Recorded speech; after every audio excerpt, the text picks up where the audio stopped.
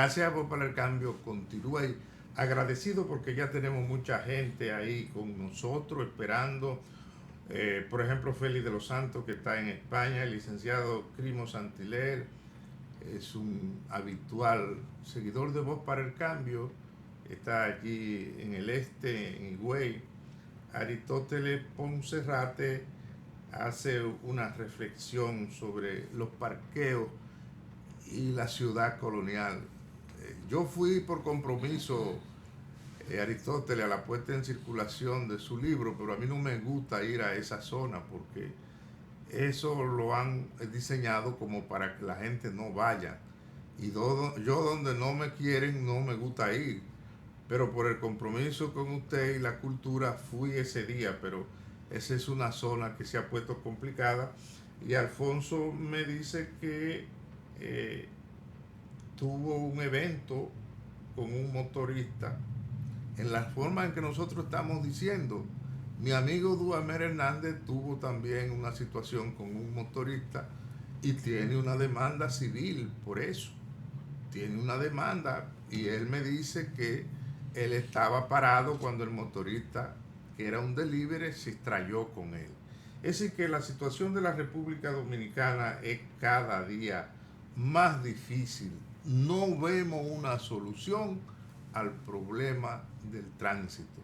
Pero el tiempo que nos queda es para conversar con el licenciado Luis Jiménez Burgos, abogado, pero un estudioso de la política nacional e internacional. Bienvenido, Jiménez. Un grato placer para mí, Juan Francisco, estar aquí en tu programa. Saludar a tu público una vez más. Tú me invitaste una vez y estuvimos por aquí hace mucho ya. Y a la gente le gustó. Bueno, pero le gustó y tú no me habías invitado más. Yo tengo esa queja contigo. Y como somos hermanos... Lo que pasa es que las cosas buenas no se pueden hacer con frecuencia. Tiene que haber de distanciamiento. Muy bien, te saliste debajo de una patana, como dicen en mi pueblo.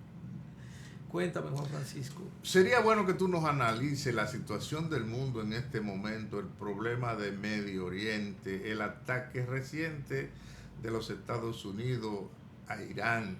Irán, por su parte, ha respondido, aún desobedeciendo las órdenes que ha dado Donald Trump, ha bombardeado objetivos clave en Israel. ¿En qué punto está la humanidad? ¿Qué tan cerca estamos de una guerra planetaria? Juan Francisco, es bueno tratar de orientar a la población porque lo primero que se ha perdido en este conflicto es el relato cierto. O sea, hay relatos de cada quien lleno de propaganda, lleno de amenazas, lleno de tremendismo de muchos periodistas a nivel internacional, incluso de estrategas que lo hacen o por sectarismo o por interés particular.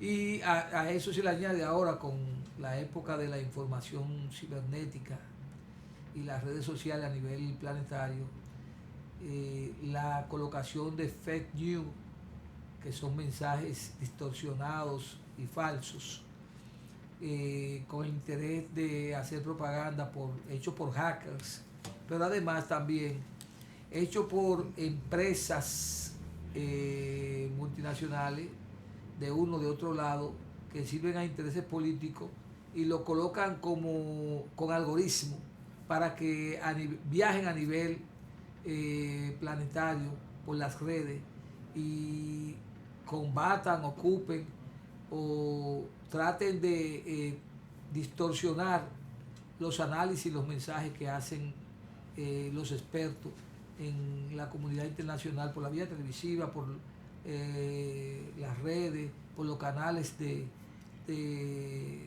interacción a nivel tecnológico. Entonces, lo primero que ha muerto es la información veraz.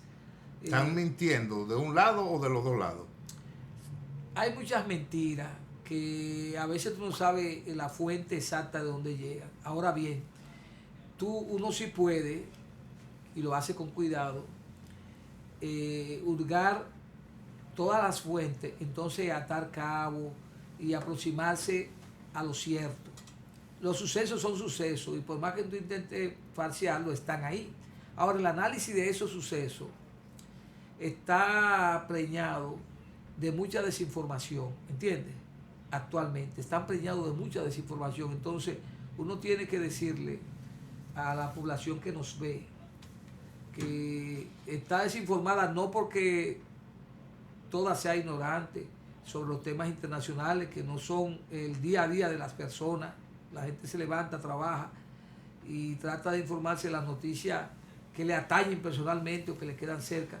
Pero ya esto geopolítica, hay gente que ve los problemas mundiales como que no le van a llegar, le llegan. Porque, por ejemplo, ahora se está planteando, Juan Francisco, la posibilidad como medida del pueblo iraní y de su dirigencia de cerrar el estrecho de Hormuz. Y el estrecho de Hormuz es por donde pasa el 21% del comercio mundial. Esa es una zona marítima que ellos lo controlan. Eso es una zona marítima que está ahí en Irán, que converge con Irán. Entonces, por ahí tiene que pasar, va a perjudicar a Irán si toma esa medida. Pero a Estados Unidos también. Porque resulta que le reditúa mucho dinero ese comercio en términos de impuestos a los puertos iraníes. Ahora bien, el comercio mundial se paraliza, se encarecería todo. Imagínate, por ahí pasa el comercio de toda Asia para Occidente, ¿entiendes? Y de todo Asia, parte de África, ¿entiendes? Gran parte de África. Entonces, la riqueza... ¿Ese transporte se inicia en Irán o en otros países? Viene de otros países, okay, tiene que pasar por el estrecho. Eso es como el peaje. Eso es como que tú vayas para Santiago y tú tengas que comercializar en Santiago y nada más existe la autopista Duarte, que es prácticamente la principal. Como dijo un político una vez, si usted va para Santiago y llega a La Vega, usted no ha llegado a Santiago. Exactamente. Entonces, pero de manera fundamental para que la población lo entienda, si tú no puedes trasladarte a comercializar de aquí a Santiago, no puedes pasar por el peaje, que en este caso es el estrecho de Hormuz. Te la voy a poner para más esos fácil. países. Yo tengo Dajabonero ahí viendo el programa. Tú sabes que Dajabón es un punto desde el fronterizo conflictivo. Si hay que ir a llevar comida para venderla en el mercado de Dajabón y en Montecristi hay un impedimento que no puedo ir, entonces hay un trastorno. Hay un trastorno, se paraliza el comercio. El paralizarse el comercio empieza a escasear de este lado el producto que llega. Entonces, si se escasea en un 20% el producto, se dispara el precio. Porque tú sabes que el comercio se rige por la ley de la oferta y la demanda. Se distorsiona la cadena de suministro. Porque el transporte marítimo ¿Y ese riesgo está vigente entonces en este momento? Claro que sí, es una de las medidas. Entonces, pero medida, todavía Irán no la ha puesto en práctica. Está bien, pero esa es una de las medidas más contundentes que puede tomar Irán. Es más contundente que el ataque incluso con misiles, porque el ataque con misiles a Israel va a perjudicar a Israel, ¿entiendes? Va a perjudicar a países circundantes en cuanto al movimiento turístico, que es grande en Medio Oriente, porque es una meca de originaria de civilización, pero sobre todo si se paraliza el comercio en el estrecho de Orló, ¿qué va a suceder ahí? Que al no fluir el comercio se va a encarecer todo. La ley de la oferta y la demanda, incluyendo en la República Dominicana. El mundo entero. Y la República Dominicana es una región débil en términos comercial, porque nosotros tenemos dependencia de muchos países en la entrada de mercancías. ¿Tú entiendes? Entonces, de muchas maneras, incluso por ahí Irán produce, el propio Irán produce el 5% del petróleo mundial, ¿entiendes? Pero además el petróleo que se comercializa y el gas que transita de alguna manera de Rusia y de otros países se entorpecería, y al entorpecerse su comercialización se dispararía, Y la cadena de suministro y los commodities de todo tipo de productos, de todo lo que se produce, depende mucho del comercio del petróleo. Entonces, si se encarece el petróleo, que es un ingrediente fundamental en lo que se produce, se va a encarecer todo. Pero los países que abastecen a la República Dominicana no tienen que ver con esa ruta. Claro que sí, porque oye lo que ocurre, ¿qué sucedió con las vacunas? Que el gobierno del presidente Abinader cometió el error de pagárselas por adelantado prácticamente a la Pfizer, de pagarle la vacuna a la Pfizer, y resultó que nosotros estábamos de último en la lista para entrega. Y si los chinos, que el presidente en su primer discurso ante el Congreso cuando tomó posesión, prácticamente lo aquerosió, como dicen en los pueblos aquí. Sí, yo lo recuerdo. Porque casi lo humilló sin necesidad. Porque le tenía miedo a los Estados Unidos y entonces sí, pero los PLDistas gobernaron teniendo buenas relaciones con los chinos.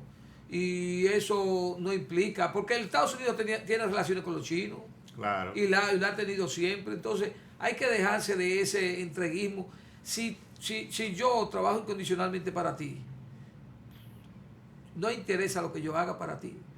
Si yo me cotizo ante los demás, entonces tú cuida que yo no te me vaya. Te la pongo más fácil. El que no hace que lo respeten, nadie lo respeta. Nadie lo respeta. Pero yo quiero, Juan Francisco, que nos adentremos en el análisis del origen del conflicto, de la situación del conflicto, cómo hemos llegado hasta aquí, porque, sí, yo pienso porque las redes están preñadas de los análisis que tienen que ver con el conflicto, con la guerra, con la posible consecuencia. Sí, porque mira, el análisis tuyo parte de analizando las consecuencias, no la causa. Sería bueno que lleguemos a la causa. Y el origen también, sí. ¿Entiendes? Porque, ¿qué es lo que ocurre? Que supuestamente los ataques del gobierno sionista de Benjamín Netanyahu contra el gobierno de los ayatolás de Irán lo han cimentado, lo han fundamentado en el supuesto enriquecimiento de uranio que tiene la nación persa, con posibilidades de construir bombas atómicas, o sea, del uso bélico del uranio, porque tú sabes que el uranio se utiliza para asuntos científicos, se utiliza para muchísimas cosas que son muy necesarias en la ciencia moderna y en las actividades de todo tipo. Ahora bien, cuando el enriquecimiento pasa al 80 o al 90% del uranio, se puede pensar que tú tienes intenciones bélicas, ¿entiendes? Porque el uranio tú lo puedes usar en diferentes grados según el matiz o el principio científico que tú quieras darle y el uso comercial o la utilidad. Pero cuando tú lo utilizas, el enriquecimiento en alto grado, se puede presumir que tu uso sería para asuntos bélicos atómicos. ¿Qué está ocurriendo actualmente? Que desde hace varias décadas, vamos a decir principalmente las últimas 2 décadas, han utilizado el ardid contra Irán del enriquecimiento de uranio. Pero ese ardid se cae. Ese argumento se cae, Juan Francisco. ¿Por qué se cae ese argumento?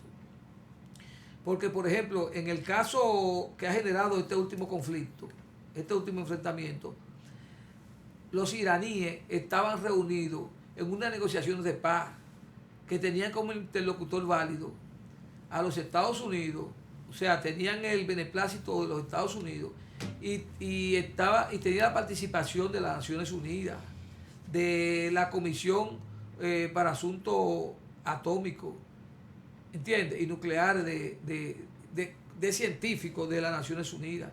Entonces, en medio de esa negociación, que incluso lo que se estaba hablando era de una segunda reunión para seguir avanzando, que estaba programada próximamente, es que Israel ataca a Irán por un ataque similar, parecido a ese, que fue el que hizo Japón contra los Estados Unidos en medio de una negociación que atacó la base naval de Pearl Harbor, es que Estados Unidos, como consecuencia, responde con dos bombas atómicas. Una que fue lanzada en la población de Hiroshima y otra en la población de Nagasaki, dos ciudades japonesas.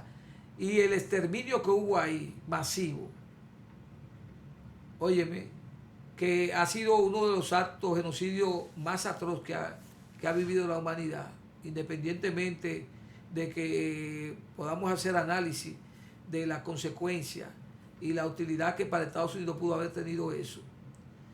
Ese ataque todavía tiene consecuencias. De generación en generación nacen personas con problemas y la radioactividad dañó todo el área. La hizo invivible de esos dos pueblos a muchos kilómetros. Y la gente que murió inocente, que no entendió por qué. ¿Y quién fue que lanzó esa bomba? Los Estados Unidos de Pero, Norteamérica. Y lo hizo a través de la famosa nave Enola Gay. Te pregunto, para poder decir que los Estados Unidos es experto en inventando mentiras, porque la República Dominicana en 1965 fue ocupada militarmente por los Estados Unidos en base a una mentira. Claro, de que nosotros... Que Juan Bosch era comunista y que íbamos a hacer aquí otra Cuba. Y entonces, yo tengo varios libros de Juan Bosch donde él dice que él no es comunista. Crisis de la democracia. Sí, Juan Bosch planteaba que él era marxista. Pero él no era tú sabes comunista. Que el marxismo es un método científico de análisis y de la investigación social y política y económica. Bueno, por los Estados Unidos se inventó esa mentira y aquí mataron más de 5,000 personas. Así mismo. Pero en este caso, esta mentira que tiene que ver con el uso de armas, del enriquecimiento de uranio para fines nucleares y atómicos de Irán, está documentada. Mira, existe un informe. Pero la mentira de los Estados Unidos o de Israel. No, la mentira de ese plan de Israel y de los propios Estados Unidos. O sea, la excusa, vamos a llamarla excusa para no utilizar la palabra mentira, la excusa de que Irán, que es un enemigo jurado de Israel, está enriqueciendo, es una excusa que se ha utilizado y iba a quedar desmantelada con las negociaciones de paz, ¿entiendes? Donde estaban los expertos de la ONU, porque cuando los expertos de la ONU probaran que ya han investigado y lo han hecho en varias ocasiones, esa investigación, a Irán ha sido intervenido para investigarlo por ese asunto varias veces, y los informes que están ahí, que existen, que la gente, tu público lo puede buscar, dicen que no existe ningún indicio del enriquecimiento de uranio por parte de Irán que supere el 60% y que sean para esos fines. Ahora bien, iba a quedar evidenciado eso. Al quedar evidenciado eso, entonces tenía que venir un proceso de cese de hostilidades. Y el rey mencionista tiene como plan mantener las hostilidades, porque es un plan. Y ese plan está escrito. Pero antes de que venga el informe, ellos atacaron.